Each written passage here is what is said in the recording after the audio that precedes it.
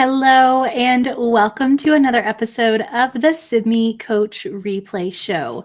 I'm your host, Cory Camp, and today I'm excited to have what has become a new friend of mine, Cathy Ferguson, joining us. Cathy's a chartered psychologist and leadership coach who works with leadership teams and individuals. When she talks about her job, you can tell she truly loves it. She says it's her identity. And in addition to her job as a psychologist and leadership coach, she's also the mother of two beautiful daughters, Zoe and Sasha, both in university in economics and natural sciences. And Cathy is living in England and working internationally. And you can see she's got a beautiful garden behind her, loves her animals, dogs, cats, horses, chickens.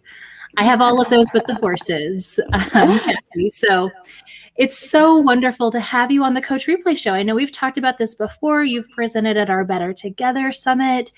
So it's great to finally have you on and talking about something that you're really passionate about, which is exciting.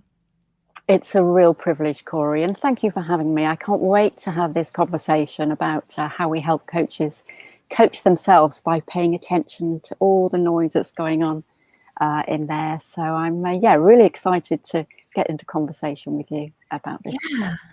Yeah, and I was telling you just in the backstage when we did our call for featured guests and you signed up for this one, I was thinking initially this was, you were going to go the direction of coaching other coaches and how we do that and the importance of coaches having coaches.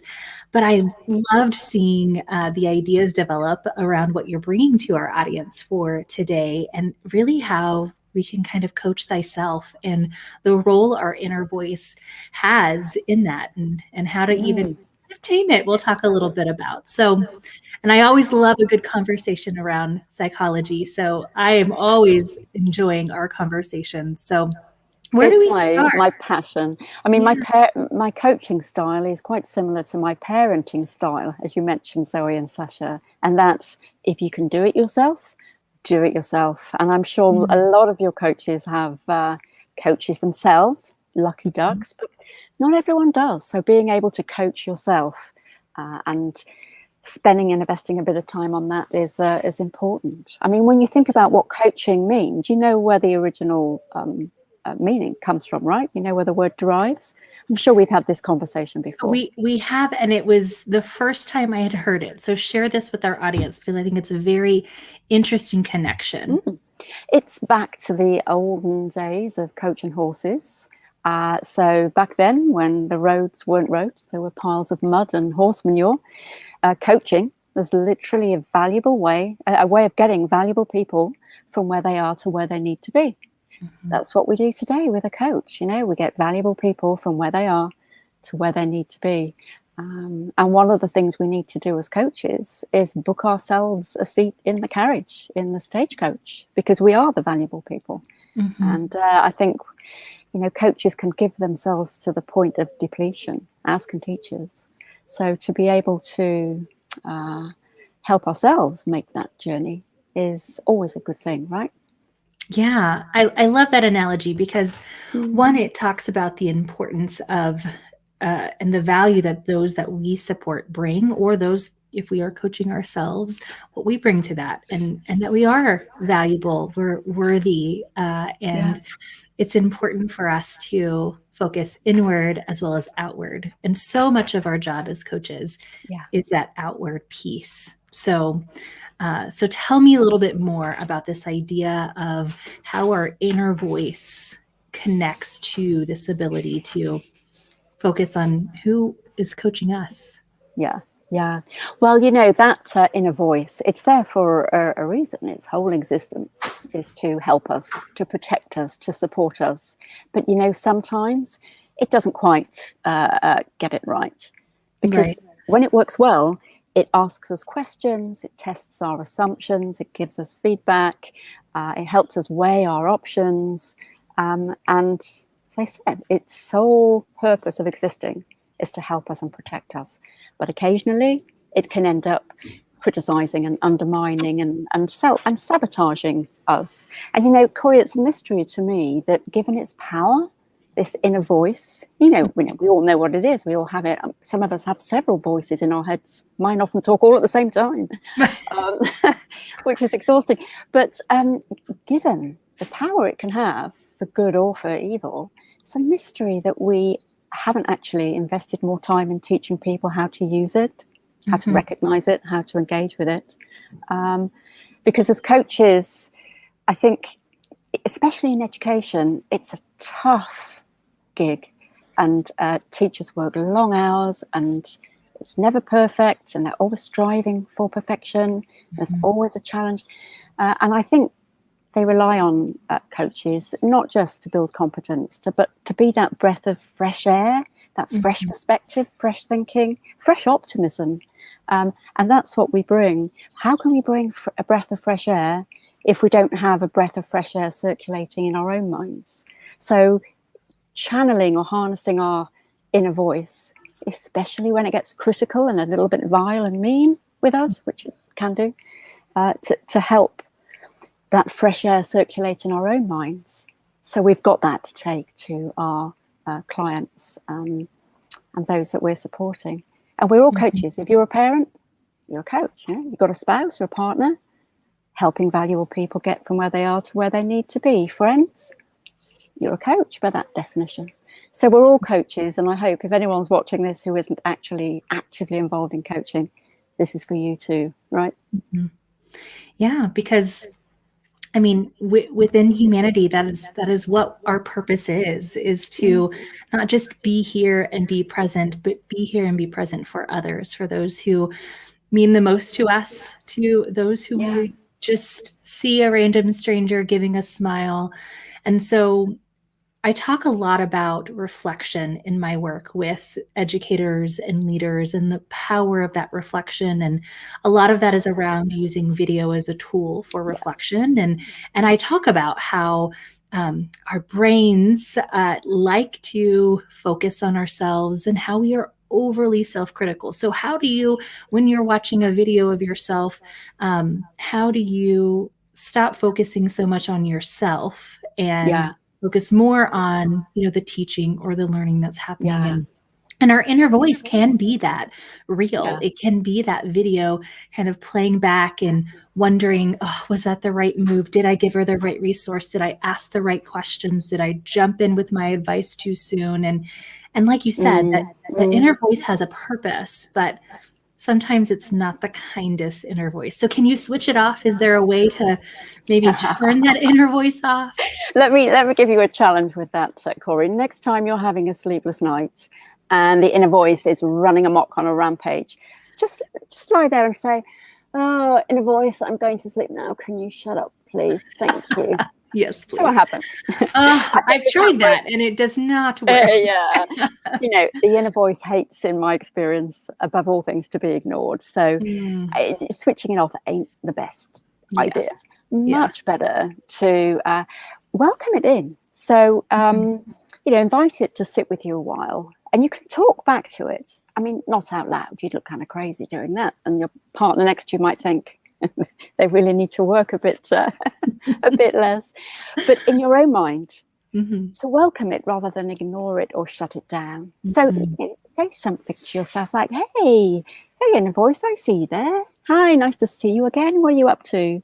What have you got for me? What are you trying to say to me? Come and sit with me a while. Let me hear what you've got to say. And it's almost that kind of leaning in, and it's there anyway. Might as well take a friendly, welcoming attitude to it. And if we lean in and listen generously to our own voice, in the full knowledge, it's there and it wants to help us. Trying to help us and actually helping us are not the same things, but it is trying. So if you listen generously, you can get an idea of what your inner voice is banging on about, and you can start to sift out the useful things it has to tell you from the random noise.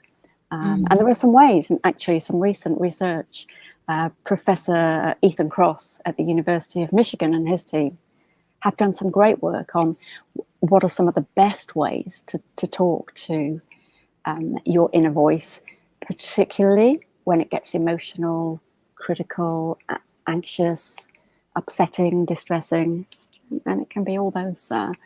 My inner voice can be quite dramatic. I don't know. I don't know about others, but yeah, it can be. And I also recognize that in my own children. I've got, our oldest is 12, and sometimes his inner voice is the least helpful thing there. And he can't hear the outside voices or the inner voice. And I feel like we have all experienced that. And that's our role as parents, as coach, right, Cory? Because it's really, really sad. And actually, one of the things that we can teach our kids to do, as well as our friends and our spouses and our ourselves and those we're coaching, is this tip that I learned from Ethan Kross, who's a wonderful guy. His book is called Chatter.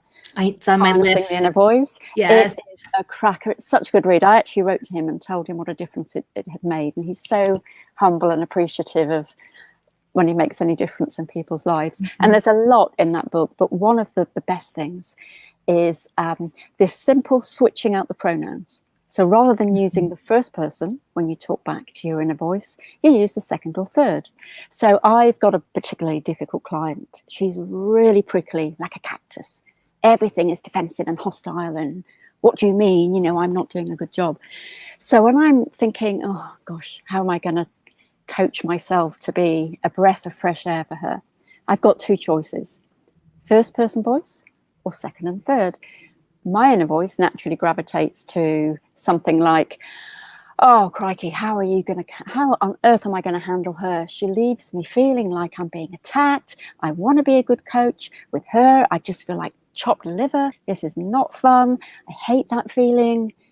And it doesn't really help, or it almost makes matters worse. I'm talking myself into a worse situation of anxiety and irritation. If I just switch out the I for you and use my name, Cathy, I might say something like, oh, Cathy, this one's tricky for you. You want to make a difference, but you get really frustrated because you're an honest, supportive coach. You want to stay that way. And I know, Cathy, you feel this is a tricky one for you, but come on, Cathy, stay honest, stay true to your values. You've got this. It is totally huge, the impact for such a tiny switch.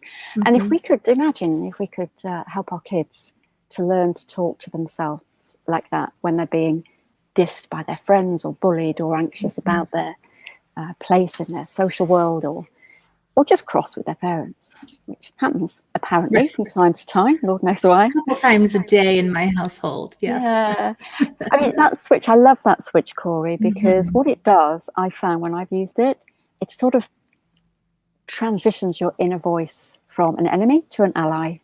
It gives you just enough emotional distance to get perspective, because we'd never talk to someone else in the way we speak to ourselves. I mean, what coach would speak to someone in that, what's the matter with you? What a waste of, what were you thinking of doing that? We just shift the tone by shifting the pronoun from I to you, because we're always tougher on ourselves than on other people. So it allows us to be just a little bit more gentle with ourselves, and particularly with our mistakes. And that's important. Yeah. And I know, there are some people who embrace and welcome that more critical inner voice, who say it makes them better and it helps them grow. And I guess a critical inner voice can do that. Does it? And I hear that too. But, I don't know anyone who grows in a puddle of criticism. I just don't. I mean, how can we listen well when the inner voice is being vile and critical and haranguing us? We can listen, we can, tough up and dig in and take it, but it's not the most useful way to find our positivity. I mean, this has been known for a long time, right? Positive affirmation, right from Carol Dweck's early work on feedback, and any Harvard Business Review article says, don't criticize, tell people what they do brilliantly. Yes, that feedback, do that thing. That's marvelous. That's really useful. Why not do more of that? Nurturing really does enable our best, more than criticism. And it's not happy, clappy, jazz hands, psycho babble. It's well-researched and documented reality.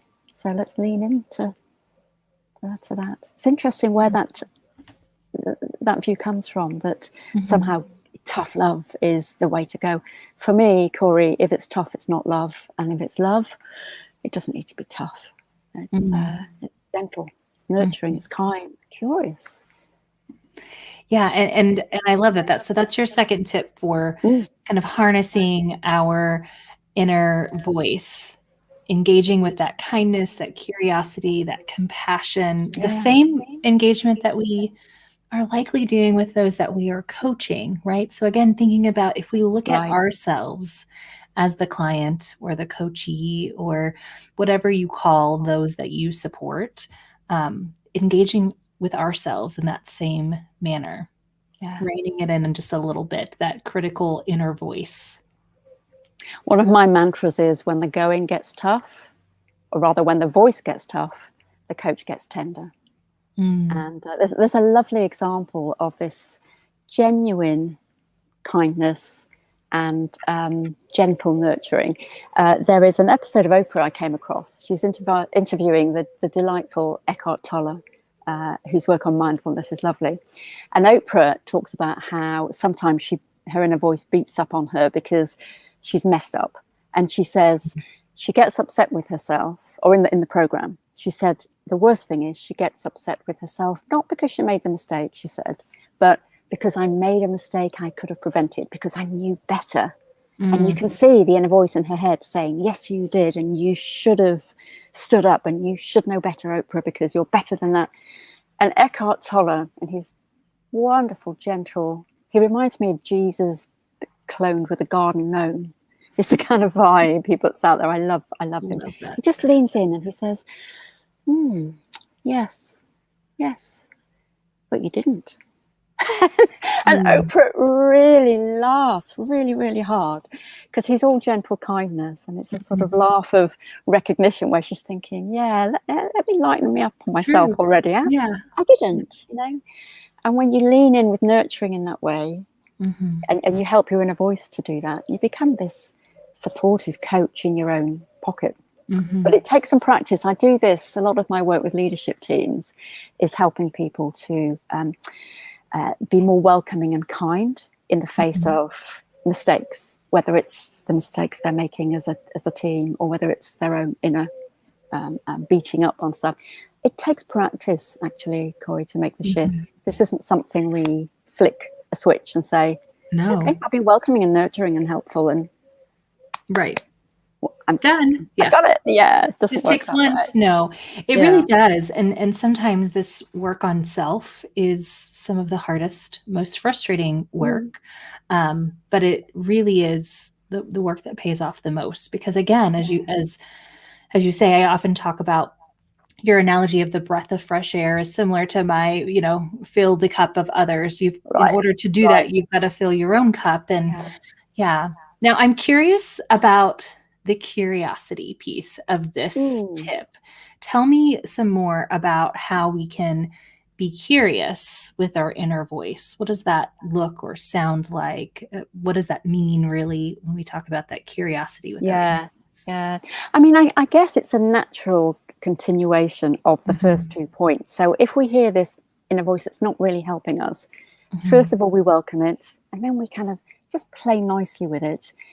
And then when we're in that frame of thinking, it's much easier to get to my third tip, which is help it out a little bit, give it a clue. What is it that we want? Because the inner voice exists to help, but it doesn't always know how to help, and not being helpful, as I said earlier, is not the same as not trying to help.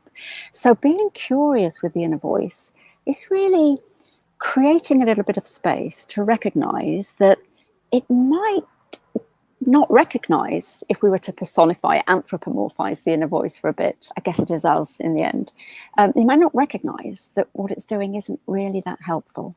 My kids often say this to me, because I've got nearly 30 years of experience in psychology, coaching, personal development, interpersonal work. And at one point they'll say to me, Mum, stop inflicting help.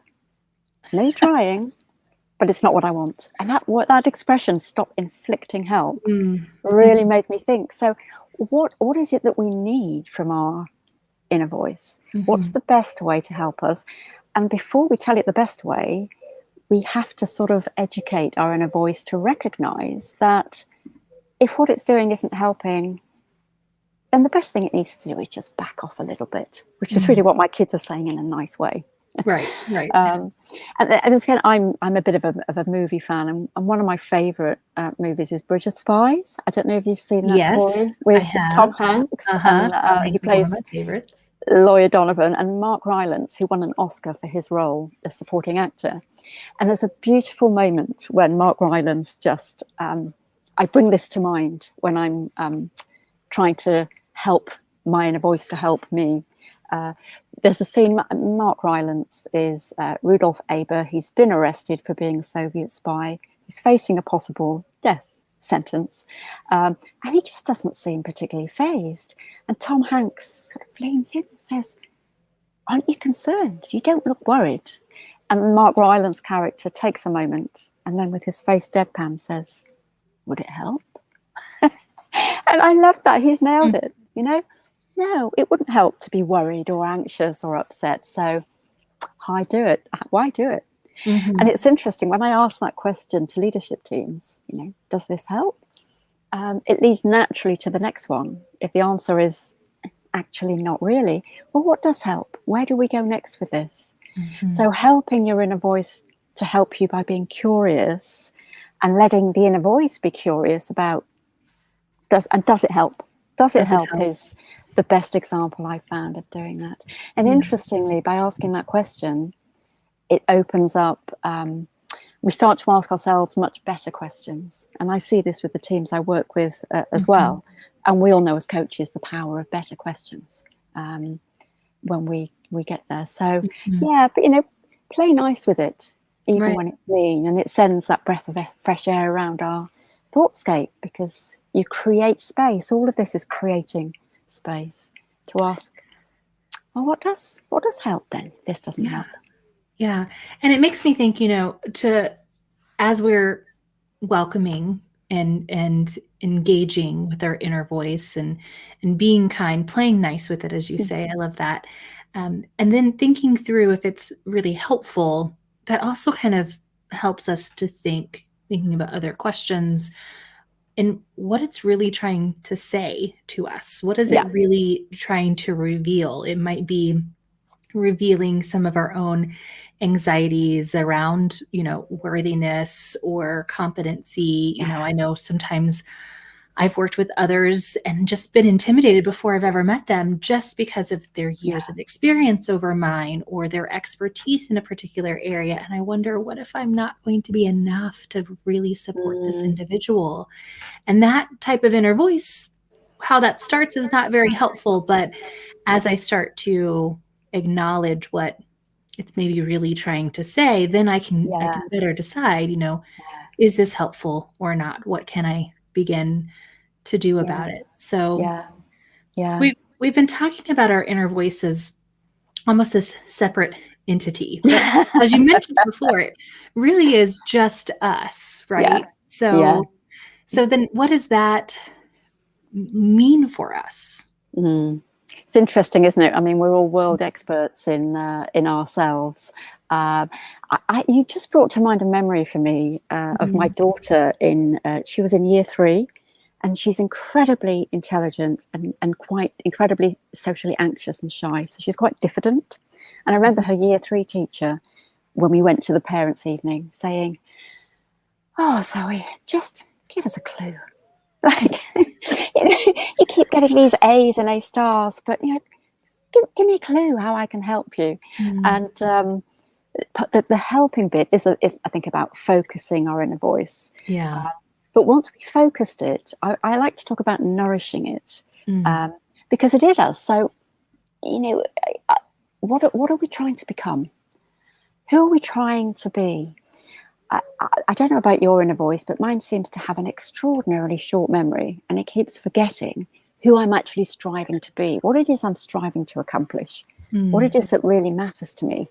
and it starts trying to distract me with all this other stuff. So yeah, it's not something else. It's just ourselves. And sometimes I think we need to give ourselves a reminder of, well, what is important to me? And we can write our own narrative on this. In fact, I think we have to. We have to sit down and say, for example, as a coach, well, how do I want to show up as a coach? Because we can do it lots of different ways. Maybe if I were to pick 3 words, I might say I want to show up as challenging and inspiring and a disruptor. And you might say, oh, good luck, Cathy, with that. I'd like to show up as kind, compassionate, caring. My daughter, the diffident IQ of 142, would say, I'd like to show up as concise, focused, and efficient. We're all different. Our inner voice doesn't always get told. It doesn't always get given a script or a narrative. So when I say nourish, I'm almost thinking, let's give our inner voice something really tasty, nutritious, and delicious to chew on. You know, that's what I mean by a narrative or a script, or just give it a clue, as Mrs. Hemmings, my daughter's year 3 teacher, said. What is it we're trying to achieve? Or maybe we could say, how do I want people to feel when I'm done coaching with them? And again, what we describe, give the inner voice that to chew on, so it has a clue about how can it help us. Give it some nourishment, some fuel to do its job well. If it's not doing its job well for us, let's give it a helping hand to do that. And those are big questions. I've made it sound easy. You know, let's just pull 3 things out of the air. Right. This is about deciding who we are as a human being and what our purpose in life is. I mean, we can have many purposes in life, not just one. But what matters most to us? It's a big question. And often I see people overcomplicating it. That doesn't help. Keep it really simple, and keep exploring that possibility. Do you think maybe keeping a journal or, you know, some other, is this just, you know, sitting down and talking out loud with ourselves? Is this talking in quiet because maybe you're in a room with other people? Is it something that you journal about? What do you think is the best method through working through these kind of 4 steps that you've mentioned? Can I answer all of the above, Cory? You can. I love all of the above. That's one of my favorites. Yeah. I mean, for me, I'm a wordy person. You've probably seen from this interview, I talk a lot. And I have a quote on my wall from T.S. Eliot's Little Gidding. We shall not cease from exploration. And at the end of all our exploring will be to arrive where we started and know the place for the first time. For me, just reading things like that inspires me. If I took that and gave it to Zoe, the computer brain, she'd say, what the beep is that, mother? You know, what am I supposed to do with this? And my other daughter, who's a scientist, would say, well, where's the evidence? Where's the data? She'd want to do the calculation. She'd write it all out line by line and then do an analysis on it. So all of those things help. Talking it through, journaling it, thinking it through, writing it out, brainstorming with other people, working it out in sand, visualizing it as a metaphor, doing a storyboard, a mood board, reading other people's purpose statements, finding it in your favorite novel, all sorts of different ways. But however we get to that arriving where we started and knowing the place for the first time, go do it. That's what our inner voice can do for us. Just do it. Yeah. I love that. I wish we had another hour to talk about this stuff. I love it so much. I think we could. Yeah. And I could just listen to your sweet English accent all day long. Oh, thank you. I just enjoy all of our conversations for so many reasons. I do want to remind our audience that, you know, these 4 very boiled down tips for conquering our inner voice, taming our inner voice, as we coach ourselves, are all here for you in our notes and takeaway. If you pre-registered for today's episode, you'll get this straight in your inbox. Otherwise, you can head to learn.sibme.com, download it. You can learn how to follow Cathy on LinkedIn or reach out to her via email. She's a wonderful person to work with, and we will hopefully have you back on the Coach Replay Show. I love that. And yeah, please do. I would love to hear how any of these ideas work for people or how they don't work. Really love it when people say, that thing you said, that does not work at all. Here's what happened to me, because then we need to find another way, right? Yes. So yeah, do please drop me a line. I'd love to hear from anybody and everybody about this stuff. Well, perfect. Well, thank you so much for coming and sharing these ideas. I know this is an area that you've really been personally focusing on a lot. So I appreciate you coming and sharing those with us, and want to invite everyone to join us. You know, this whole month is focused on our role as coaches and how that pans out in coaching ourselves, as we've talked about today, and supporting collaborative groups and leading teams and working with individuals, and our role as, you know, the boss or the principal and the coach. So be sure to check out our lineup. We'll post it in the comments below for the month of September. And join us again for another episode. Make sure you like, follow, subscribe to the Coach Replay Show. All right, Cathy. Well, we'll have you on again soon. I know it. It's been great. I will look forward to that. It's been real. It's always lovely. Thanks. And great to see you again. Thanks so much. See you all next week. Bye, everyone.